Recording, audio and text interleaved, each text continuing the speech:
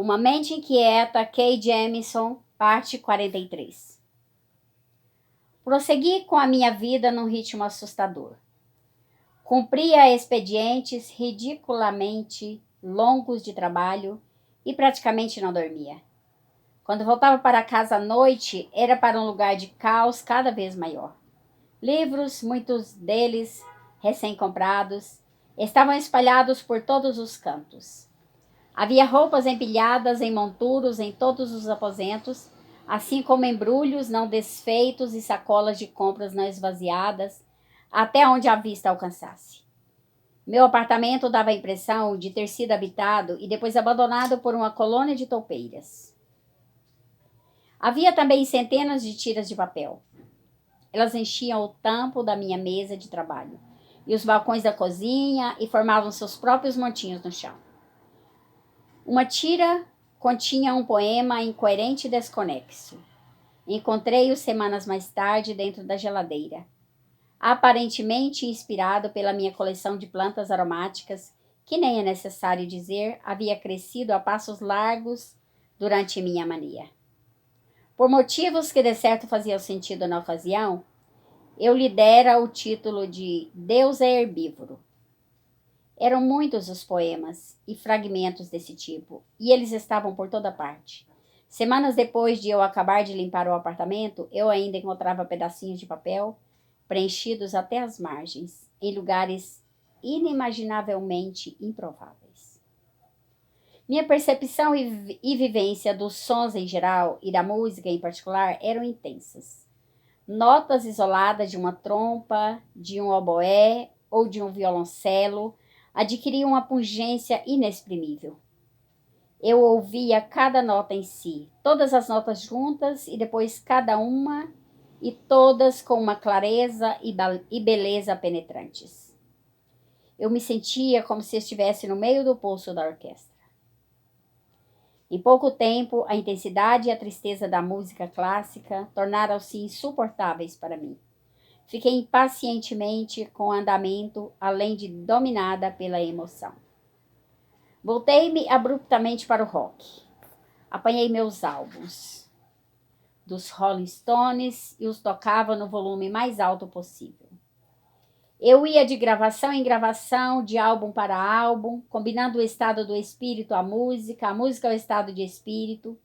Logo, discos, fitas e capas de discos estavam espalhados por todo o meu apartamento à medida em que eu prosseguia a minha busca do som perfeito. O caos na minha cabeça começou a refletir o caos na minha casa. Eu já não conseguia processar o que estava ouvindo. Fiquei confusa, assustada e desorientada. Não conseguia ouvir nenhuma música específica por mais de alguns minutos. Meu comportamento era frenético e minha mente ainda mais. Aos poucos, a escuridão começou a se insinuar na minha mente. E em pouco tempo eu estava irremediavelmente descontrolada.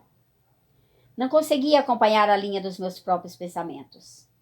As frases voavam de um lado para o outro na minha cabeça e se fragmentavam primeiro em expressões e depois em palavras.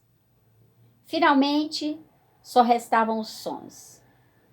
No final de tarde, eu estava em pé no centro da minha sala de estar e olhava um pôr do sol vermelho sangue que se espalhava pelo horizonte do Pacífico. De repente, tive uma estranha sensação de luz no fundo dos meus olhos e quase imediatamente vi uma enorme centrífuga negra dentro da minha cabeça. Vi uma figura alta no vestido longo de noite aproximar-se da centrífuga com uma proveta do tamanho de um vaso, cheia de sangue nas mãos. Quando a figura se voltou, vi com horror que era eu e que meu vestido, minha pelerine e minhas longas luvas brancas estavam ensanguentados. Fiquei olhando enquanto a figura punha a proveta num dos furos na prateleira da centrífuga. Fechava a tampa e apertava um botão na parte dianteira da máquina. A centrífuga começou a funcionar. Então, de um modo horrorizante, a imagem que antes estava dentro da minha cabeça, agora estava totalmente fora dela. Fiquei paralisada de pavor. A rotação da centrífuga e o retinir do tubo de vidro contra o metal foram ficando cada vez mais altos, até que a máquina se espatifou em milhares de pedaços. Havia sangue por toda parte. Ele estava respingado nas vidraças, nas paredes e quadros, e deixara o carpete encharcado. Olhei para o oceano lá fora e vi que o sangue na janela se havia fundido ao pôr do sol. Eu não saberia dizer onde um terminava e começava o outro. Berrei a plenos pulmões. Não conseguia me livrar da visão do sangue, nem dos ecos do ruído da máquina enquanto ela girava cada vez mais rápido. Não era só que meus pensamentos se haviam descontrolado. Eles estavam transformados numa horrenda fantasmagoria, uma visão adequada, embora apavorante, de toda uma vida e mente fora de controle. Berrei sem parar. Aos poucos, a alucinação foi desaparecendo. Telefonei para um